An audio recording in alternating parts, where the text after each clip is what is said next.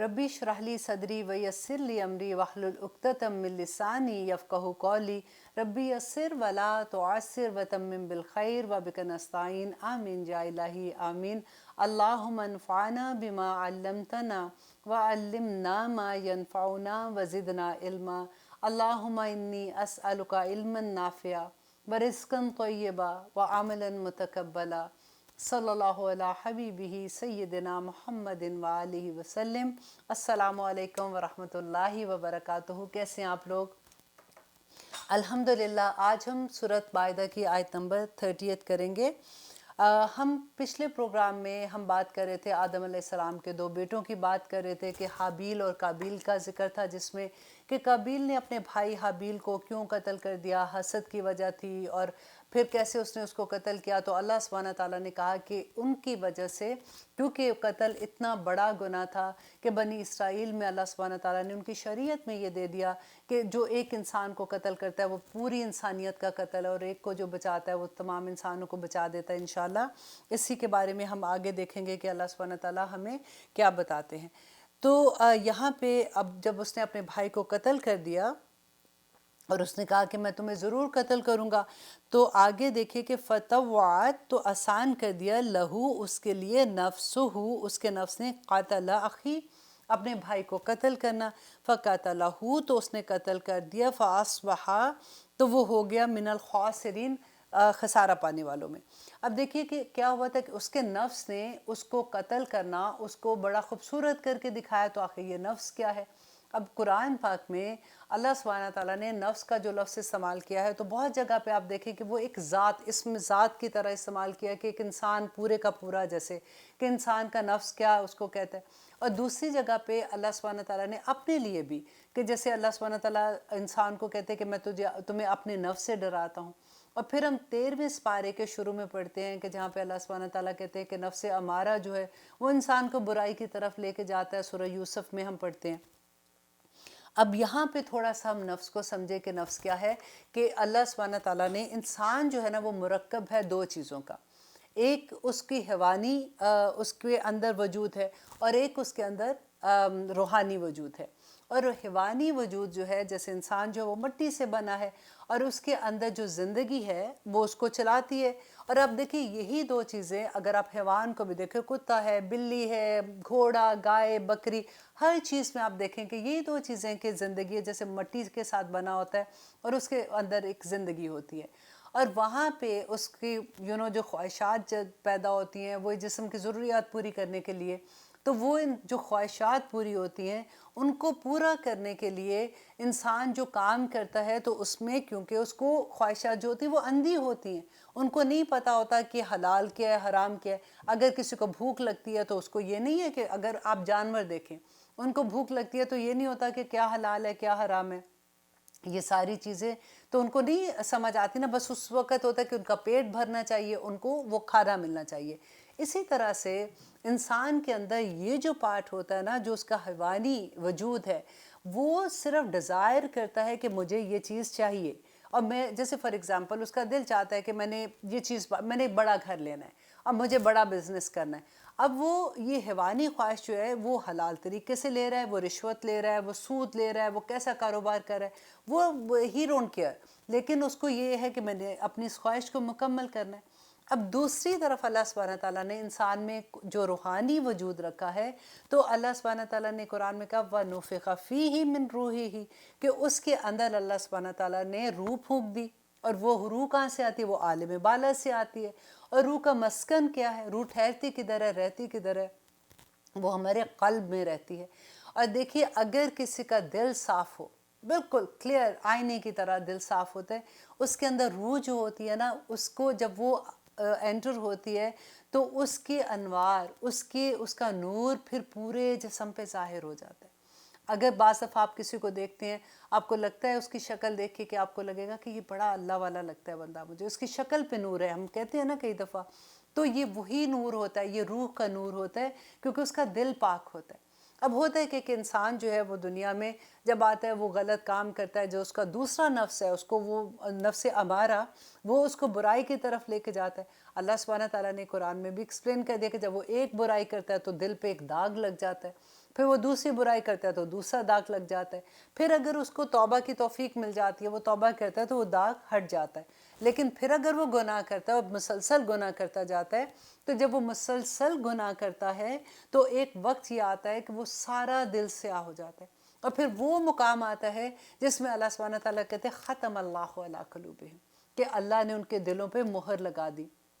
جب وہ مقام آتا ہے تو روح جو ہے وہ اس دل کے اندر دفن ہو جاتی ہے، کیونکہ پورا دل کالا ہو جاتا ہے، اب نہ تو اس کا نور باہر آتا ہے، نہ ہی باہر کی کوئی نصیحت جو ہے وہ اس دل کے اندر جاتی ہے، تو وہ دل بالکل مردہ دل ہو جاتا ہے۔ وہ پھر صرف دنیا، پھر اس کو اپنی خواہشات حاصل کرنے کے لیے واٹ ایور وے اس کو استعمال کرنا ہے، وہ نہیں سمجھتا کہ میں کوئی گناہ کا کام کروں، وہ بس اپنی ڈیزائر پوری کرنے کے لیے لگ جاتا ہے۔ اب دوسرا ایک نفس کی اللہ سبحانہ تعالیٰ بات کرتے ہیں، جو اس کے بعد والا ایک اور نفس آتا ہے جس کو کہتے ہیں نفس لوامہ۔ نفس لوامہ کیا ہوتا ہے کہ جب انسان کوئی برا کام کرتا ہے تو اس کا ضمیر اس کو ملامت کرتا ہے کہ یہ غلط کام ہو گیا، پھر اس کو لگتا ہے کہ اوہو، پھر وہ توبہ کرتا ہے، پھر وہ اللہ سبحانہ تعالیٰ کی طرف جاتا ہے، پھر وہ نیکی کے کام کرتا ہے، پھر وہ گناہ میں ملوث ہو جاتا ہے کسی نہ کسی طرح سے۔ یہ اس مقام پہ آپ یہ بھی دیکھیں گے کہ بہت سے لوگ ایسے ہوتے ہیں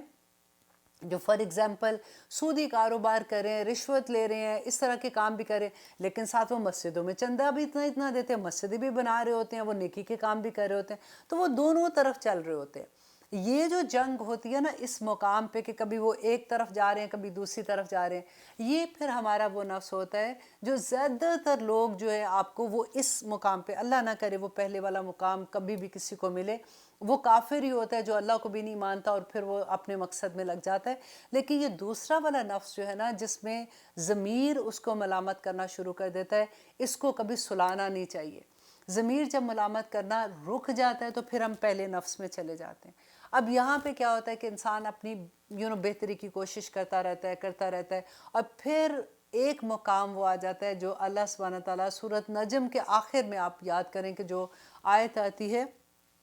کہ یا ایتھا النفس المطمئنہ ارجعی الی ربک راضیۃ مرضیہ فادخلی فی عبادی وادخلی جنتی، کہ جس میں اللہ سبحانہ تعالیٰ کہتے ہیں اے مطمئن نفس، تو راضی، تو چل اپنے رب کی طرف، تیرا رب تجھ سے راضی اور تو اس سے راضی۔ وہ اتنی خوبصورت مقام ہو جاتا ہے۔ اس میں بھی آپ دیکھیں کہ ارجعی، کہ تو کوشش کر، تو چل، تو کیونکہ انسان جو ہوتا ہے نا، کیونکہ بھاگتا ہے، کبھی دوسری طرف کا نفس اس کو ہر انسان میں آپ دیکھیں کہ ایک طرف تو وہ پل آتی ہے جو شیطانی کام ہوتے ہیں، انسان دو محاذ پہ لڑا ہوتا ہے، ایک اندر کا نفس اس کو اپنی طرف کھینچ رہا ہے، اور باہر کی طرف آتا ہے تو باہر شیطان کھینچتا ہے۔ اور پل کس کی ہوتی ہے؟ پل اس کی روح کی ہوتی ہے، وہ جو نیک روح ہوتی ہے، وہاں پہ ضمیر کی پل آتی ہے کہ وہ اس کو بار بار دوسری طرف کھینچتا ہے۔ اللہ سے دعا کرے کہ اللہ سبحانہ تعالیٰ ہمیں نفس مطمئنہ میں لے جائے کہ جس وقت ہماری جان قبض کرنے فرشتے آئیں تو وہ ہمیں یہ پکار کے کہیں کہ یا ایتھا النفس المطمئنہ ارجعی الی ربک راضیۃ مرضیہ، کہ تو راضی، تو اپنے رب سے راضی، تیرا رب تجھ سے راضی، تو اللہ سبحانہ تعالیٰ کے جو خاص بندے ہیں تو اس میں داخل ہو جا اور اللہ کی جنتوں میں چلا جا، آمین ثم آمین۔ تو یہاں پہ ہم دیکھتے ہیں کہ اللہ سبحانہ تعالیٰ یہاں پہ بتاتے ہیں کہ اس کا وہ جو نفس امارہ تھا نا، اس کا غلط نفس تھا، اس نے اس کو خوبصورت کر کے دکھا دیا۔ ہم پڑھتے ہیں نا کہ شیطان جو ہے وہ دنیا کو اتنا خوبصورت کر کے دکھاتا ہے، اس کو آسان کر کے دکھاتا ہے کہ دیکھو یہ اتنی پیاری چیز، اس کو تم چھوڑو گے، اس چیز کے لیے چھوڑو گے؟ اللہ سبحانہ تعالیٰ اب اتنی چھوٹی چھوٹی چیزیں تھوڑی دیکھ رہے ہیں، اب تم کر لو، کوئی بات نہیں، فن بھی تو کرنا ہے، نماز پڑھ کے آئے ہو، روزہ بھی رکھتے ہو، آخر اچھے کام بھی کرتے ہو، تو فن کا بھی ٹائم ہے، ورنہ تو زندگی ختم ہو جائے گی۔ تو شیطان دنیا اتنی خوبصورت کر کے دکھاتا ہے کہ انسان اس کے اندر پھر گم ہو جاتا ہے۔ اللہ سبحانہ تعالیٰ کہتے ہیں کہ اگر مجھے یہ ڈر نہ ہو کہ میرا مومن بندہ جو ہے وہ یہ سوچے گا کہ کافر شاید یہی راستہ ٹھیک ہے کیونکہ اللہ کے اتنے انعام ہے، تو میں کافروں کے گھروں کی چھتوں کو سونے کا بنا دوں، ان کی سیڑھیاں چاندی کی بنا دوں، اور ان کو مسندوں پہ وہ تکیے لگائے بیٹھے ہوں، لیکن صرف اس لیے کہ کہیں مومن ایسے نہ سوچ لیں کہ اللہ سبحانہ تعالیٰ کہتے ہیں کہ دنیا اتنی حقیر ہے میرے نزدیک کہ وہ کہتے ہیں نا مچھر کے اوپر جو پیراسائٹ اس کے پر کے اوپر ہوتا ہے، اس کے مطابق بھی اللہ سبحانہ تعالیٰ کہتے ہیں اتنی بھی میرے پاس حقیقت نہیں ہے دنیا کی۔ لیکن دنیا جو ہے وہ جب لینے کے لیے ہماری خواہشات کیونکہ اندھی ہوتی ہیں، کیونکہ ضمیر اگر نہیں ہوگا تو خواہشات تو مار دیں گی، تبھی تو یہ ہوتا ہے کہ ایک کمپٹیشن میں انسان آ جاتا ہے کہ اب اس مقام پہ اب مجھے یہ چاہیے، اب فلاں کے پاس یہ ہے تو میں یہ کروں، اب میں یہ کروں، گھنٹوں پہ مرتے ہیں ایوری ڈے. آپ دیکھیں وہی آورس ہوتے ہیں نا صبح سے رات تک، ہم پھر اتنا کمپٹیشن میں، اور وہ سکون بھی چلا جاتا ہے. اور آپ کبھی اللہ والے لوگوں کو دیکھا کریں کہ ان کے پاس کس ذات کا سکون ہوتا ہے. نبی صلی اللہ علیہ وسلم کہتے تھے کہ مومن کی تو شان ہی بڑی ہے کہ اللہ سبحانہ تعالیٰ کی طرف سے جب آزمائش آتی ہے، جب مشکل وقت آتا ہے، صبر کرتا ہے، اللہ سبحانہ تعالیٰ کہتے ہیں ان اللہ مع الصابرین، تو اللہ صبر کرنے والوں کے ساتھ آ جاتا ہے. اور جس کے ساتھ اللہ آ جائے اس کو اور کیا چاہیے، اور وہ اللہ کو راضی کر لیتا ہے نا. اور جب اس کے پاس کوئی آسانی آتی ہے، اس کے پاس خوشیاں آتی ہیں، اللہ سبحانہ تعالیٰ نعمتیں عطا کرتے ہیں، تو جھک جاتا ہے، اللہ کا شکر ادا کرنے والا بنتا ہے، اللہ کو پھر راضی کر لیتا ہے، اور آخر میں جنتوں میں چلا جاتا ہے. مومن کی تو شان ہی اتنی بڑی ہے. تو ہم جب دنیا میں گم ہو جاتے ہیں، ہمیں یہ لگتا ہے کہ اگر ہم نے یہ کام نہ کیا تو ہم تو بور اتنے ہوں گے، اب زندگی میں تو کوئی فن ہی نہیں رہا اگر ہم سارا کچھ یہ کرتے رہیں گے. لیکن جب ہمیں اپنے اللہ کی پہچان ہوگی، جب ہمیں نبی صلی اللہ علیہ وسلم سے محبت ہوگی، جب ہمیں شریعت کا احساس پتہ چلے گا کہ کون سی چیزیں اللہ نے منع کی ہیں اور اس میں اللہ سبحانہ تعالیٰ کی حکمت کیا ہے. ہم تو سمینا و اطاعنا کرنے والے ہیں نا، کہ جو اللہ کا حکم ہے ہم یہ نہیں کہہ سکتے اچھا سوچوں گی کہ میں یہ کام کرتی ہوں کہ نہیں، ہم یہ نہیں کہہ سکتے. مسلمان کے لیے حکم کیا ہے؟ سمینا و اطاعنا. ہماری سوچ اتنی کہاں کہ ہم یہ سوچ سکے کہ یہ چیز ٹھیک ہے، یہ چیز غلط ہو سکتی ہے. اللہ کو اس کی حکمتوں کا پتہ ہے، اور ہر وہ چیز اللہ نے منع کی ہے اسلام میں جس میں ہم دوسروں کا حق مارتے ہیں یا دوسروں کو تکلیف دیتے ہیں. اس کے علاوہ کچھ منع نہیں ہے. آپ سٹڈی کر کے دیکھ لیں، اسلام میں صرف وہی چیزیں اللہ سبحانہ تعالیٰ نے منع کی ہیں، باقی تو سب حلال. حرام تو مٹھی آپ کاؤنٹ کر سکتے ہو اپنے فنگر ٹپس پہ کہ اچھا یہ چیزیں بس حرام ہیں، باقی سب حلال ہیں. اللہ سبحانہ تعالیٰ ہمیں توفیق عطا کرے کہ ہم اللہ سبحانہ تعالیٰ کی خشیت ہمارے دل میں آ جائے، ہمارے دلوں میں اللہ سبحانہ تعالیٰ اپنی محبت ڈال دیں، ہمیں نبی صلی اللہ علیہ وآلہ وسلم کے طریقے پہ چلنے والا بنا دے. نبی صلی اللہ علیہ وسلم تو چلتا پھرتا قرآن تھے نا. اللہ سبحانہ تعالیٰ ہماری آسانیاں کر دے تاکہ ہم اللہ کے دین کو سمجھیں اور اس پہ آسانی سے عمل کریں. کیونکہ عمل کرنا تبھی آسان ہوتا ہے جب ہمیں کسی سے محبت ہوتی ہے، اور جب محبت ہو جاتی ہے تو پھر مشکل سے مشکل کام بھی اس کے لیے کرنا بہت آسان ہو جاتا ہے. ہم کر رہے ہیں سورۃ المائدہ آیت نمبر 31، جس میں اللہ سبحانہ تعالیٰ آپ کہتے ہیں فَبَعَثَ اللَّهُ، تو بھیجا اللہ نے غراباً ایک کوا یبعثُ، کہ وہ کھودتا تھا فی الارض زمین میں، لیُریَہُ، تاکہ وہ دکھائے اسے کیف یواری، کہ کس طرح سے چھپائے سوءۃ لاش کو، اخیہ اپنے بھائی کی. قال کہا یا ویلتا، کیونکہ یہ پہلا قتل تھا دنیا میں تو اس لیے اس کو اب یہ نہیں سمجھ آ رہی تھی اس کے بھائی کو کہ میں اب اپنے بھائی کی لاش کو کیا کروں. تو اللہ سبحانہ تعالیٰ نے ایک کوے کو بھیجا تاکہ وہ اس کو یہ بتائے کہ اب اس لاش کو کیسے چھپانا ہے. تو آگے اس کے بارے میں کہتے قال کہا، اس نے کہا یا ویلتا، ہائے افسوس مجھ پر، اعجزت، کہ عاجز ہوا میں، ان کہ اکونا، میں ہو جاؤں، مثلا مانند ھذا الغراب، کہ میں اس کوے کی مانند ہی ہو جاتا، فاواریا، کہ میں چھپا دوں سوءۃ لاش کو، اخی اپنے بھائی کی، فاصبح من النادمین، اور وہ شرمندہ ہونے والوں میں ہو گیا. لیکن اب کیا فائدہ تھا، اب تو جو کیا تھا اس نے کر دیا. اور آگے اللہ سبحانہ تعالیٰ کہتے ہیں من اجل ذالک، بوجہ اس کے، کتبنا، لکھ دیا ہم نے، علی بنی اسرائیل، بنی اسرائیل پر، انہو، کہ بے شک وہ، من قتل نفسا، کہ جس نے قتل کیا کسی بھی جان کو، بغیر نفس، بغیر کسی جان کے، او فسادن، یا فساد کرنے سے، فی الارض زمین میں، فکأنما، تو گویا کہ قتل الناس، کہ قتل کیا لوگوں کو، جمیعا، سب کے سب کو.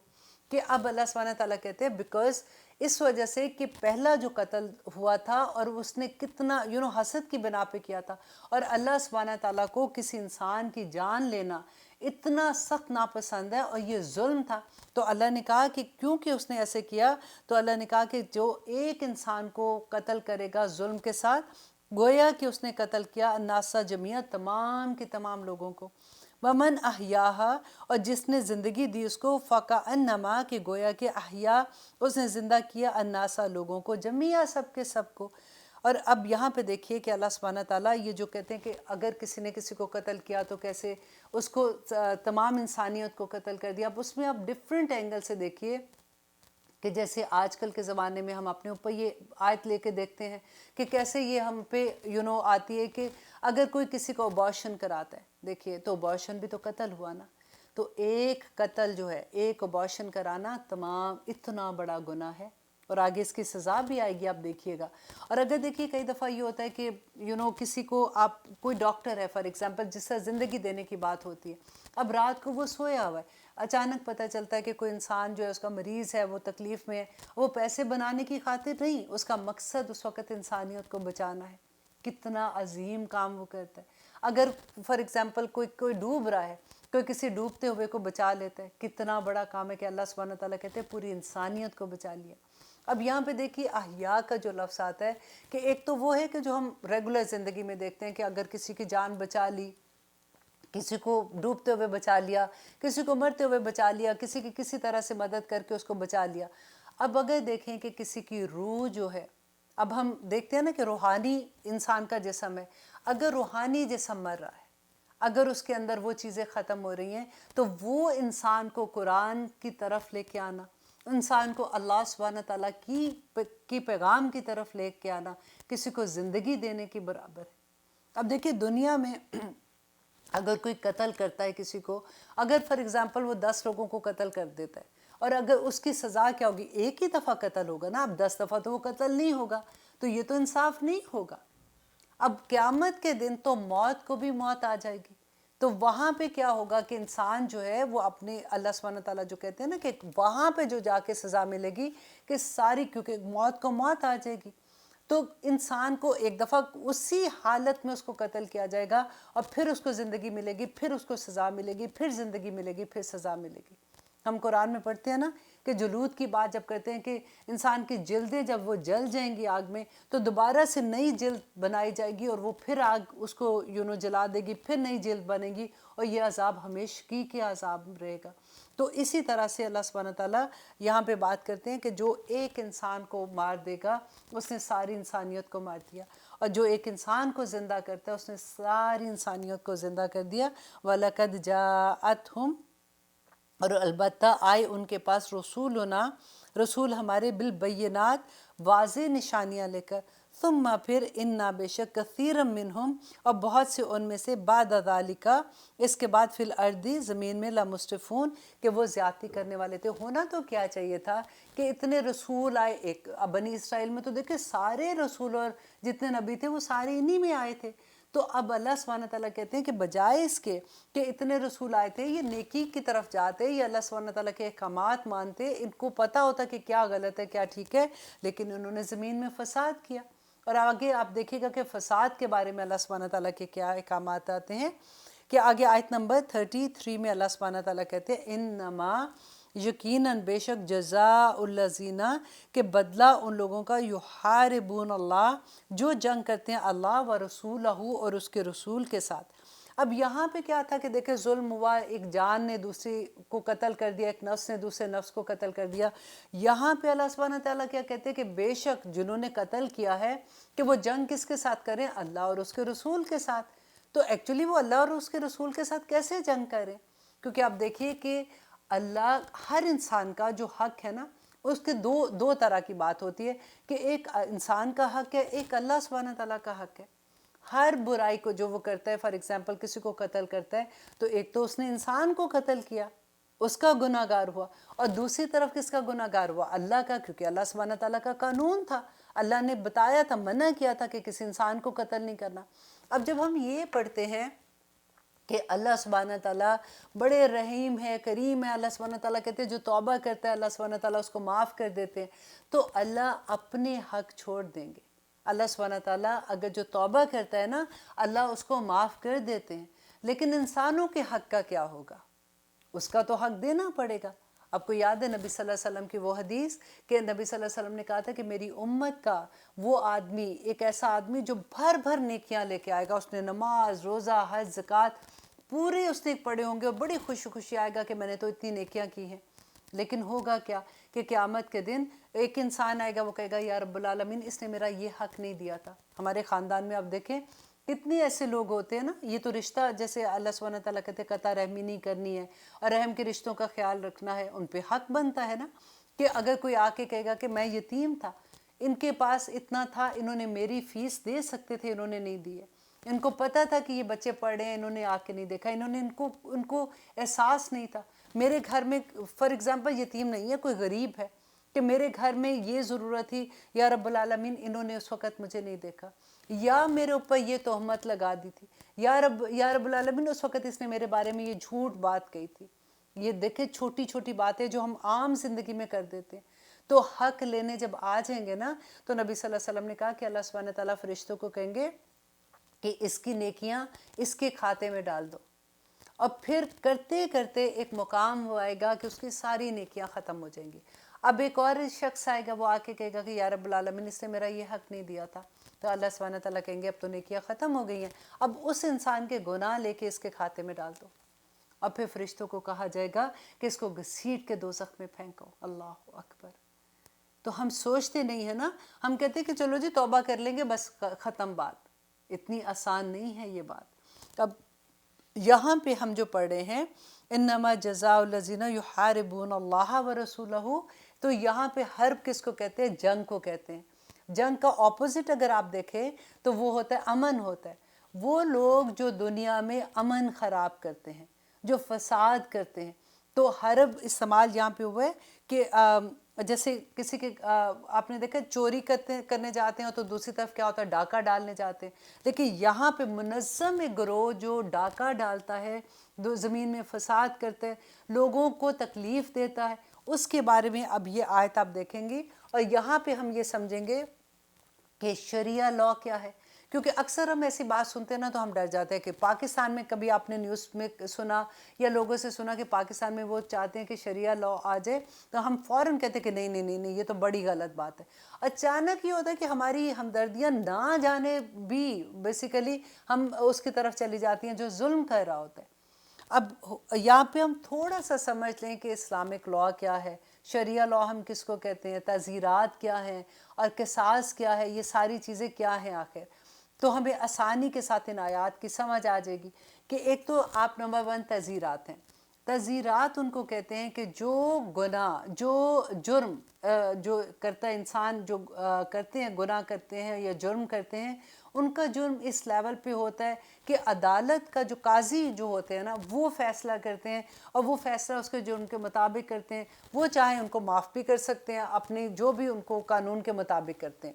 لیکن حد جو ہوتی ہے وہ ہے جو اللہ سبحانہ تعالیٰ کی طرف سے ہے, جو قرآن میں آ چکا, اس کا فیصلہ ہو چکا. اور وہ کتنی قسم کی ہیں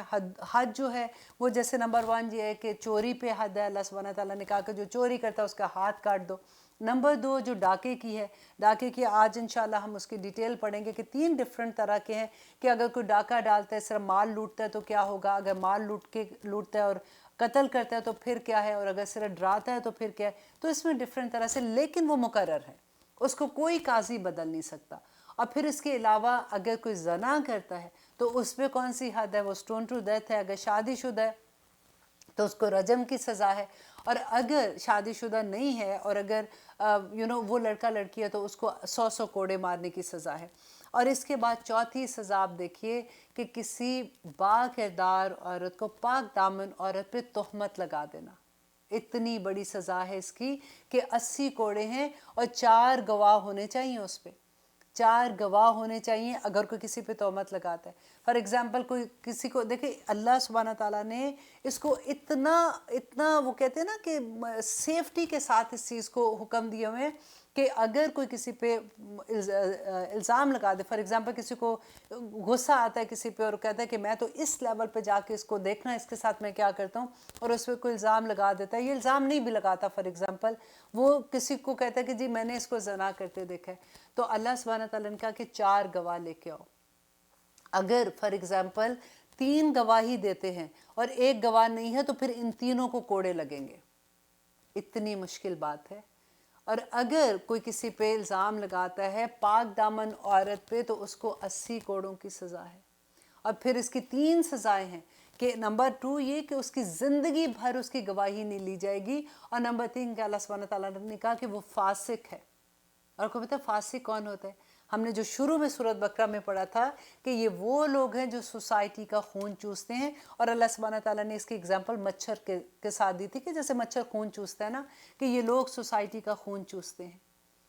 یہ اللہ کی حدود ہے۔ اور پھر ایک آتا ہے کہ شراب پینے پہ، جو نبی صلی اللہ علیہ وسلم کے زمانے میں، ابو بکر صدیق کے زمانے تک یہ حال تھا کہ 40 کوڑوں کی سزا تھی، اور اس کے بعد حضرت عمر کے زمانے میں آ کے 80 کوڑوں کی سزا تھی۔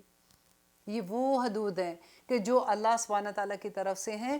آپ یہ دیکھیے کہ اگر آپ سعودیہ کا ذرا دیکھیے کہ وہاں پہ جب اذان ہوتی ہے تو بھری دکانیں سونے کی، کس طرح سے چھوڑ کے لوگ بھاگ جاتے ہیں اور جا کے نماز ادا کرتے ہیں۔ اور ہم جب پہلی دفعہ سعودیہ میں جاتے ہیں عمرہ یا حج کرنے تو ہماری آنکھیں کھلی کی کھلی رہ جاتی ہیں، اور جب ہم آ کے قصے کہانیاں سناتے ہیں تو یہ سب سے بڑا قصہ ہوتا ہے کہ تمہیں پتہ ہے وہاں پہ کیا ہوتا ہے کہ لوگ کیسے نماز کے لیے بھاگتے ہیں اور کوئی چوری نہیں کرتا، اس لیے کہ وہاں پہ یا وہاں کا یہ قانون ہے۔ اللہ سبحانہ تعالیٰ کہتے ہیں لہو ما فی السماوات و ما فی الارض، کہ زمین و آسمان اللہ سبحانہ تعالیٰ کے، تو پھر جس کی زمین ہے اسی کا قانون چلنا چاہیے نا۔ لیکن وجہ کیا ہے کہ دیکھیں اسلامک ملک تو سارے نہیں ہیں، جو کافر ہیں جن ملکوں میں وہاں پہ تو اللہ سبحانہ تعالیٰ کا قانون نہیں ہوگا۔ لیکن افسوس کی بات یہ ہے کہ جہاں پہ مسلمان ہیں وہاں پہ بھی ہم اللہ کا قانون نہیں چلاتے۔ اور اللہ سبحانہ تعالیٰ نے قرآن پاک میں کہا تھا نا کہ جو لوگ اللہ کی بات نہیں مانتے، آیات کا انکار کر دیتے ہیں اور وہ اس پہ عمل نہیں کرتے، پھر اس کی سزائیں بھی تو دیکھیں نا۔ آج پاکستان میں ابھی دیکھیں ریسنٹلی ابھی ایک جو خبر آئی تھی کہ ایک عورت رات کو اپنے 3 بچوں کے ساتھ جا رہی تھی تو کس طرح سے وہ آدمی آئے، ڈاکہ ڈال لے انہوں نے، اور پھر کیسے اس عورت کے ساتھ کیا تھا، بولتے ہوئے بھی روح کانپ جاتی۔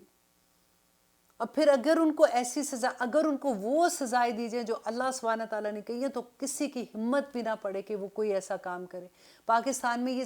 آئے دن وہ زینب ایک بچی کا جو آیا تھا پچھلے دنوں،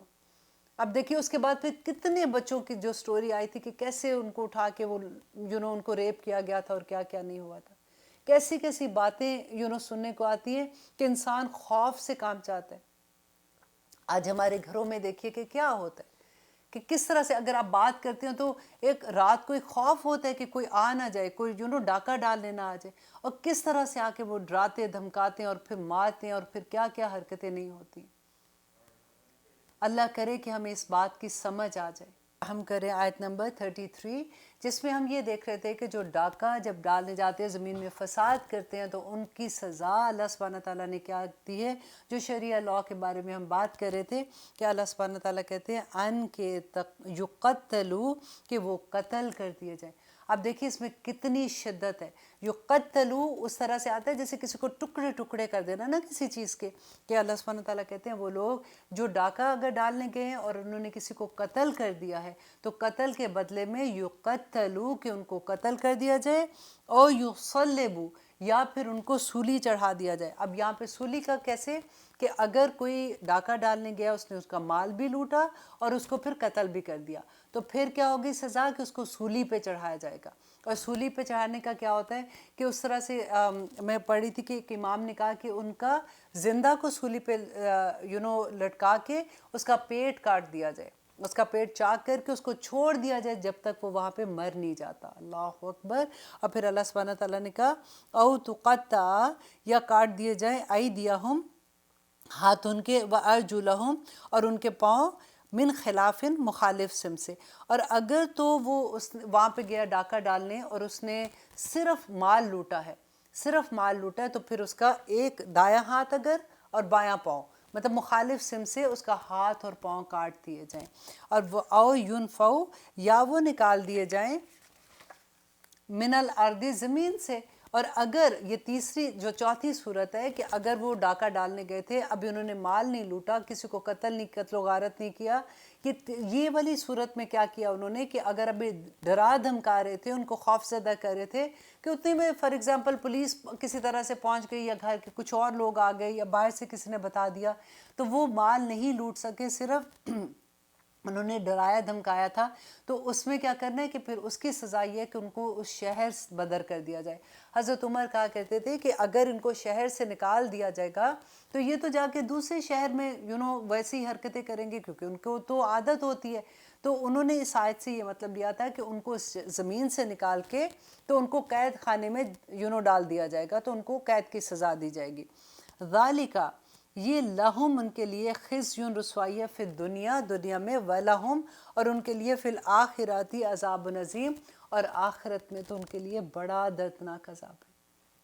اور آگے اللہ سبحانہ تعالیٰ کہتے ہیں اِلَّا الَّذِينَ، مگر وہ لوگ جو، دیکھیں پھر اتنی سخت سزائیں دینے کے بعد اب اللہ سبحانہ تعالیٰ تھوڑی رعایت کی بات کریں کہ مگر وہ لوگ جو تابو، جنہوں نے توبہ کرے، من قبل، اس سے قبل، ان تقدروا، کہ تم قادر ہو جو علیہم ان پر۔ اس کا مطلب یہ ہے کہ اگر کسی نے کوئی ایسی ڈاکہ ڈالنے گئے تھے، ان سے جو بھی غلطی ہو گئی اور ان کو یہ احساس ہو گیا کہ ہم نے غلطی کی ہے، اس سے پہلے کہ کسی اور کو پتہ لگ جائے کہ یہ چور ہے، کیونکہ چھپا ہوا تھا نا، یہ ڈاکو ہے، تو ابھی کسی کو نہیں پتا، اس تک کوئی پہنچا بھی نہیں ہے، اور اس نے اللہ سبحانہ تعالیٰ سے توبہ کر لی کہ اب میں ایسا کام نہیں کروں گا، تو اللہ سبحانہ تعالیٰ کہتے ہیں فَعَلَمُوا، جانو ان اللہ، کہ بے شک اللہ غفور الرحیم، کہ بڑا بخشنے والا اور رحم کرنے والا۔ اللہ اکبر، اللہ پہ اتنا پیار آتا ہے۔ دیکھیں اللہ سبحانہ تعالیٰ کہتے ہیں کہ اللہ اپنے حق چھوڑ دے گا، اللہ معاف کر دے گا، لیکن اس کا یہ مطلب نہیں ہے اگر اس نے کسی کو فار ایگزامپل ڈاکہ ڈالنے گیا تھا، اگر جو اس نے مال لوٹا ہے تو اس کو وہ واپس کرنا پڑے گا، اور اگر اس نے کسی کو قتل کیا ہے تو اس کو قصاص میں قتل کرنا پڑے گا، اگر اس نے کسی کو زخم لگایا ہے تو اس کے بدلے میں اس کو زخم لگایا جائے گا، جو انسان کے ساتھ کیا ہے وہ اس کو بدلہ یہاں پہ دینا پڑے گا۔ اب دیکھیے کہ وجہ کیا اس کی، آپ اس کو اس طرح سے سمجھیں کہ نبی صلی اللہ علیہ وسلم کے زمانے میں ایسا ہوا تھا کہ ایک عورت اور ایک آدمی کا ملتا ہے کہ ان سے زنا ہو گیا تھا، تو وہ نبی صلی اللہ علیہ وسلم کے پاس خود ہی سے آئے، آ کے کہا کہ ہم سے یہ غلطی ہو گئی ہے اور آپ ہمیں رجم کر دیں۔ اب نبی صلی اللہ علیہ وسلم کہتے ہیں 4 مرتبہ ان کو واپس بھیجا تھا، اور وہ آتا ہے اس کے اندر کہ کس طرح سے ان کو بہانے سے کہ شاید یہ ٹھیک نہیں ہے، اس کا دماغ ٹھیک ہے، اس کو ایسے کہہ رہا ہے، ایسے کہہ رہا ہے، جو ہوتا ہے وہ ایک عورت کی بھی ایک سٹوری تھی کہ جس میں عورت آتی ہے تو وہ اس طرح سے اپنا اعتراف کرتی ہے، تو اس نے کسی کو بھی نہیں پتا تھا، اس سے پہلے ہی اس نے توبہ کر لی تھی، تو اللہ نے تو اس کو ڈیفینیٹلی معاف کیا ہوگا نا۔ اور پھر آکے جو انسان کے ساتھ جو دنیا کا اس نے دنیا میں جو اس نے غلط کام کیا، اس کی سزا تو پھر بھی ملی نا اس کو۔ نبی صلی اللہ علیہ وسلم نے 4 مرتبہ واپس بھیجا تھا کہ نہیں تم واپس جاؤ، دیکھو ابھی بچہ چھوٹا، ابھی تمہارے پیٹ میں بچہ ہے، پھر جب بچہ پیدا ہو گیا پھر آگئی، پھر انہوں نے کہا کہ یہ اس کو کھانا کون کھلائے گا، اس کو تو تم دودھ پلاتی ہو، پھر اس نے آگئی واپس۔ اس کا آپ دیکھیں اس کے حال کہ اگر گناہ ہو ہی گیا تھا، اس نے توبہ بھی کر لی تھی، تو پھر اس کے باوجود بھی وہ کس طرح سے تڑپ رہی تھی کہ آخرت میں اللہ سبحانہ تعالیٰ مجھے کسی طرح سے معاف کر دیں، میں اس دنیا میں یہ تکلیف برداشت کر لوں گی۔ اور پھر جب آئی ہے واپس بچے کو لے کے کہ دیکھیں یہ بچہ تو اب روٹی اس کے ہاتھ میں دے کے کہ یہ تو دودھ نہیں اب پیتا، یہ تو اب روٹی بھی کھانا شروع کر دیا، مجھے آپ اس کی سزا دے دیں۔ تو نبی صلی اللہ علیہ وسلم نے اس کے باوجود صحابہ سے پوچھا کہ کیا یہ عورت کا دماغ خراب تو نہیں ہے، کہ مطلب اس کو کوئی پرابلم تو نہیں ہے ایسے کہ شاید اس پہ سے یہ حکم اٹھ جائے، کیونکہ جو پاگل ہو دیوانہ ہو اس پہ تو حکم نہیں لگتا نا، حد نہیں لگتی ہے۔ صحابہ نے کہا کہ نہیں یہ ٹھیک ہے۔ پھر اس کو جب سزا دی گئی تھی تو ایک صحابی ان کے پاس سے گزرے، اس کا خون ان کے کپڑوں پہ گرا، تو انہوں نے تھوڑے نفرت سے کہا کہ اتنی گندی عورت کا خون لگا، تو نبی صلی اللہ علیہ وسلم نے کہا کہ یہ تم نے کیوں کہا، تم نے کیسے یہ کہہ دیا، اس کی توبہ تو عرش تک بھی اللہ سبحانہ تعالیٰ کے پاس پہنچی اور قبول ہوئی ہے کہ آج تک اس زمین پر کسی نے ایسی توبہ نہیں کی ہے۔ اور ایک آدمی کے بارے میں بھی ایسے ملتا ہے۔ تو دیکھیے اس زمانے میں بھی یہ تھا، نبی صلی اللہ علیہ وسلم کے زمانے میں، کیونکہ یہ بنی اسرائیل کے ان کے توراہ میں تھا یہ کہ اگر کوئی زنا کرتا ہے تو اس کو اسٹون ٹو ڈیتھ جیسے کہتے ہیں نا، کہ وہ والی سزا تھی، اور وہی سزا نبی صلی اللہ علیہ وسلم نے وہی شریعت کی وہ سزا اس میں رکھی تھی۔ اور آگے اللہ سبحانہ تعالیٰ کہتے ہیں کہ یا ایھا الذین آمنو، اے لوگو جو ایمان لائے ہو، اتقو، ڈر جو اللہ سے، وابتغوا، اور تلاش کرو، علیہ، طرف اس کے، الوسیلۃ، وسیلہ۔ اب یہ ایک آیت ایسی ہے جس کے بارے میں بہت لوگ جو ہیں وہ ڈفرینٹ طرح سے اس کو بیان کرتے ہیں، اور کئی دفعہ تو یہ ہوتا ہے کہ اس کی وجہ سے ہمارے ایمان میں جو ہمارا ہوتا ہے نا، ہم شرک کے لیول تک بھی چلے جاتے ہیں کہ ہمیں آپ اس کو میں ایکسپلین اس طرح سے آسانی کے ساتھ کر دوں کہ آپ جب ہم ٹی وی پہ دیکھ لیتے ہیں کبھی ایسا کوئی پروگرام، یا زیادہ تر تو ہوتا ہے کہ یوٹیوب میں آپ کوئی ایسی ویڈیو دیکھتے ہو کہ کوئی ایک آدمی بیٹھا ہوا ہے، وہ دیکھنے میں تو بہت نیک لگتا ہے کہ داڑھی رکھی ہوئی ہے، ایسی اس کا حال ہے، اور وہ بیٹھا ہوا ہے، عورتیں آدمی اس کے پاؤں کو چھو رہے ہیں، پیسے دے رہے ہیں اس کو، اور وہ ایسے کام کر رہا ہے جو اسلام میں اللہ سبحانہ تعالیٰ کی طرف سے کسی طرح سے بھی ہمیں اجازت نہیں ہے. تو دل میں ایک خوف سا آ جاتا ہے کہ یہ کون لوگ ہیں، یہ لوگوں کو کیوں بہکا رہے ہیں. اور آپ کئی دفعہ ایسے ویڈیوز دیکھتے ہیں کہ ہزاروں لوگ سامنے بیٹھے ہوتے ہیں، اور ایک بندہ ایسے غلط طرح سے بات کر رہا ہے، اور لوگ اس کو مان بھی رہے ہیں، پھر اس کے پاؤں کو بھی ہاتھ لگا رہے ہیں. ابھی ریسنٹلی ایک ویڈیو آیا تھا کہ جو ابھی ہمارے ملک میں اتنے بڑے سیاستدان ہیں، وہ اپنے گاؤں میں بیٹھے ہوئے تھے، اور اتنے لوگ ان کے سامنے تھے، وہ گاؤں کے لوگ تھے بیچارے معصوم جو بیٹھے ہوئے تھے. ایک عورت آتی ہے تو وہ کینچی لے کے اس کے بال کاٹ رہے تھے، پتہ نہیں وہ کیا کر رہے تھے، اور وہ پھر عورت جو ہے وہ جھکتی ہے اور ان کو پھر پیسے دیتے ہیں. اس سائڈ پہ ان کے ایک آدمی بیٹھا ہوا ہے جو پیسے لے کے نیچے ڈالتا جا رہا ہے کسی چیز میں. اور اتنا بڑا سیاستدان، اور میں ان کی بہت جیسے ہوتا ہے نا کہ پرسنالٹی ہوتا ہے بندے کی کہ عزت کر رہا ہوتا ہے، تو اس دن کے بعد سے تو ایسے لگا کہ او مائی گاڈ، ایسا بھی یہ لوگ یہ کس طرح سے بیوقوف بناتے ہیں. تو پھر ہمارا اعتماد جو ہے نا وہ ہر ایک سے اٹھ جاتا ہے، پھر ہمیں سمجھ نہیں آتی کہ ہم کس پہ یقین کریں کس پہ نہ کریں. تو اس چیز کو آج انشاءاللہ میں کوشش کروں گی کہ اپنے لفظوں سے کہ آپ کو کسی طرح سے میں سمجھا سکوں کہ یہ وسیلہ کیا چیز ہے، کیوں ہم کئی دفعہ ایسا ہوتا ہے کہ غلط طرح سے لوگوں کے چنگل میں پھنس جاتے ہیں. اب دیکھیے کہ اللہ سبحانہ تعالیٰ یہاں پہ کہتے ہیں کہ یا ایھا الذین آمنوا، ایمان والوں کو پکار رہے ہیں کہ اللہ کی طرف وسیلہ، اللہ کی طرف راستہ تلاش کرو، اللہ کی طرف جانے کا. وصل کس کو کہتے ہیں؟ واو صاد لام وصل کہتے ہیں کسی چیز کو جوڑنا، ٹھیک ہے. اور جب وسیلہ سین کے ساتھ آتا ہے تو یہ ہوتا ہے کہ محبت کے ساتھ کسی کو جوڑنا.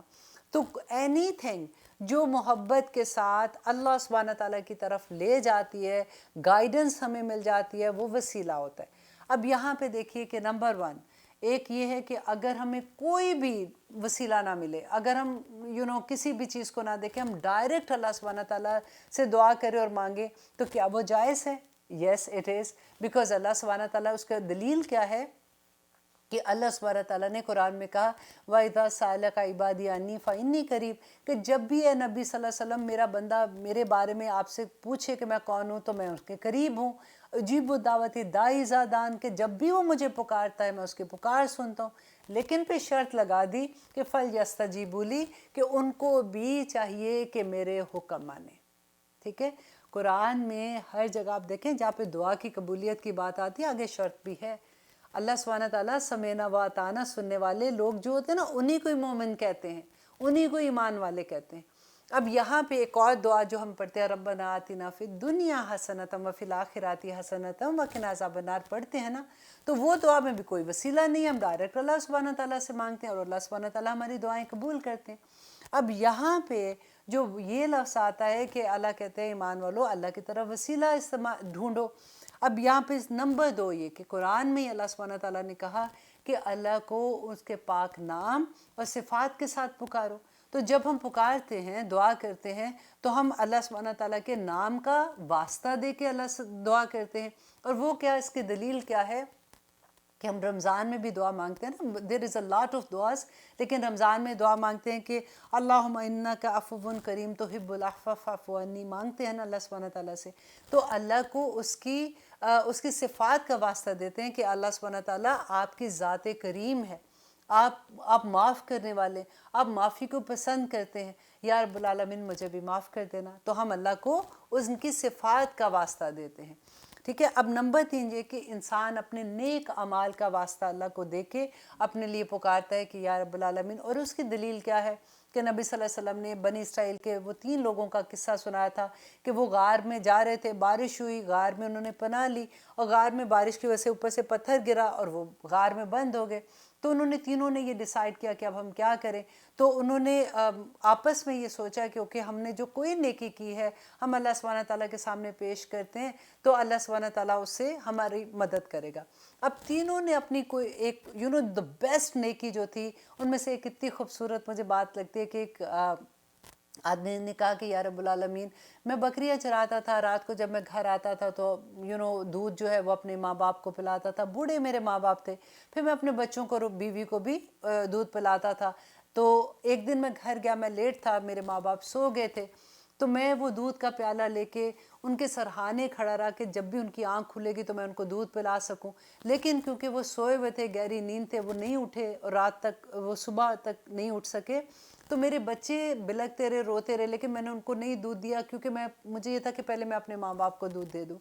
تو اللہ سبحانہ تعالیٰ اگر آپ کو میری یہ نیکی پسند ہے تو مجھے آپ غار سے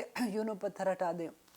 اسی طرح سے تینوں لوگوں نے اپنی اپنی نیکی اللہ کو پیش کی اور وہ پتھر ہٹ گیا. تو اس سے پتہ چلتا ہے کہ ہم اپنے نیک اعمال کا وسیلہ دے سکتے ہیں. آپ بھی کوشش کیا کیجئے کہ کوئی نیکی اکثر ہوتا ہے ہم نیک کام کرتے ہیں، لوگوں کو پتہ ہی کیونکہ دوسروں کے ساتھ ہوتی ہے نا نیکی،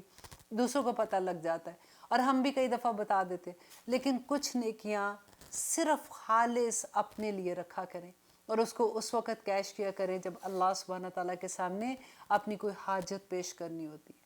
اب ایک اور چیز کا آپ دیکھیں کہ وسیلہ کیا کہ نیک لوگوں کے سے دعا کرانا. اس کی دلیل کیا ہے کہ نبی صلی اللہ علیہ وسلم نے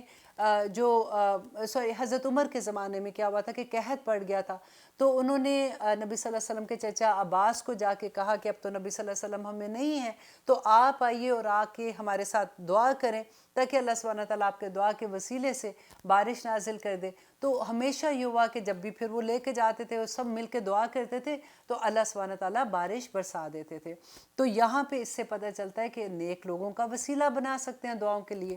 اب نمبر 6 میں آپ دیکھیے کہ کیا ہوتا ہے کہ آپ کو اگر کوئی مرشد کامل مل جائے. اب یہ ایک پوائنٹ آتا ہے جس میں ہم ڈر جاتے ہیں کیونکہ ہم نے یوٹیوب میں ایسے ایسے ویڈیوز دیکھتے ہیں تو ہمیں لگتا ہے کہ انسان جو ہیں وہ تو اس کو مس یوز کرتے ہیں اس چیز کو. پھر یہی بات میں نے اپنے ٹیچر سے جب ڈسکس کی، میں نے 2 دن تک اس ایک پوائنٹ کو سمجھنے کے لیے اپنے اندر ٹھہرانے کے لیے کہ مجھے وسیلے کی، کیونکہ دیکھیں یہ ایک ایسی بات ہے جو انسان کو شرک تک لے جاتی ہے. تو مجھے یہ تھا کہ جب تک مجھے اس میں کامل یقین نہ ہو جائے کہ میرا کوئی عمل ایسا نہ ہو کہ اللہ سبحانہ تعالیٰ کا ناپسندیدہ ہو جائے، تو پہلے مجھے اچھے سے اس کی انڈرسٹینڈنگ ہوگی تو پھر میں کسی کو بتا سکوں گی. تو میرے ٹیچر نے جو مجھے بتایا، اور بائی دا وے میرے ٹیچر جو ہیں وہ فیصل آباد میں رہتے ہیں، ان کا نام محمد رمضان نجم باروی صاحب ہے. Thank you very much. وہ مجھے اتنا سمجھاتے ہیں، اتنا ٹائم دیتے ہیں کہ مجھے لگتا ہے وہی میرے مرشد کامل ہیں، اور اللہ سبحانہ تعالیٰ ان کو زندگی دے اور ایمان کی دولت عطا کرے. آمین ثم آمین.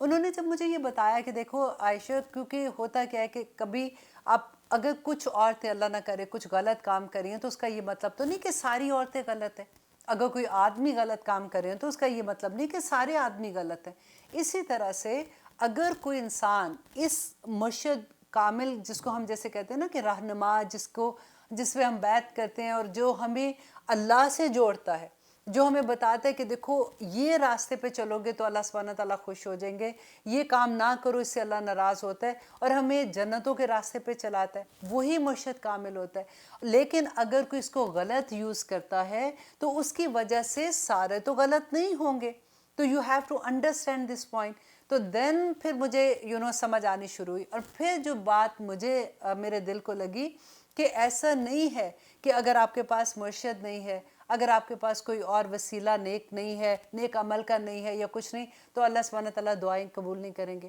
وہ تو اللہ سبحانہ تعالیٰ کا جو پہلے سب سے تھا کہ بغیر اس کے بھی اللہ سبحانہ تعالیٰ تو ہماری شاہ رکھ کے سے بھی زیادہ قریب ہے نا. تو اللہ ہماری دعائیں سنتے ہیں. اور پھر دیکھیے کہ نمبر 7 پہ آتا ہے کہ نبی صلی اللہ علیہ وسلم نے بتایا تھا کہ جو جنت میں سب سے بڑا مقام، سب سے اعلیٰ مقام ہے جو اللہ کے عرش کے پاس ہے، اس کا نام وسیلہ ہے. اور نبی صلی اللہ علیہ وسلم نے کہا تھا کہ اللہ سبحانہ تعالیٰ نے کہا وہ صرف ایک انسان کو ملے گا اور مجھے یقین ہے کہ وہ میں ہی ہوں گا. اور پھر نبی صلی اللہ علیہ وسلم نے کہا تھا کہ جو میرے لیے اس جگہ، اس وسیلے کے لیے میرے لیے دعا مانگے گا اور دعا کرے گا تو اس کی شفاعت قیامت کے دن مجھ پہ واجب ہے. کہ وہ نبی صلی اللہ علیہ وسلم اس کی شفاعت کریں گے۔ تو جب اذان کے بعد جو ہم دعا پڑھتے ہیں نا کہ اللہم رب ہذہ الدعوۃ التامہ والصلاۃ القائمہ، وہ جو پوری دعا پڑھتے ہیں اس میں وہی وسیلے کا بات آتی ہے کہ نبی صلی اللہ علیہ وسلم کو وہ مقام عطا کر دے، تو یہ وہ وسیلہ ہے جو اللہ سبحانہ تعالیٰ نے نبی صلی اللہ علیہ وسلم کو انشاءاللہ دا ڈے آف ججمنٹ عطا کرنا ہے، ان کو نوازنا ہے۔ تو اس طرح سے ہمیں یہ سمجھ آئے گی کہ اللہ سبحانہ تعالیٰ نے یہاں پہ کہا کہ یا ایھا الذین آمنوا، اے لوگو جو ایمان لائے ہو، اللہ سے ڈرو اور تلاش کرو اس کی طرف وسیلہ۔ تو یہ کون کون سے 7 وسیلے میں نے آپ کو بتائے ہیں کہ اس طرح سے اللہ سبحانہ تعالیٰ کی طرف جاؤ۔ وَجَاهِدُوا فِي سَبِيلِهِ، اور اس کی طرف اس کے راستے کی طرف محنت کرو، لعلکم، تاکہ تم تفلحون، تاکہ تم فلاح پا جاؤ۔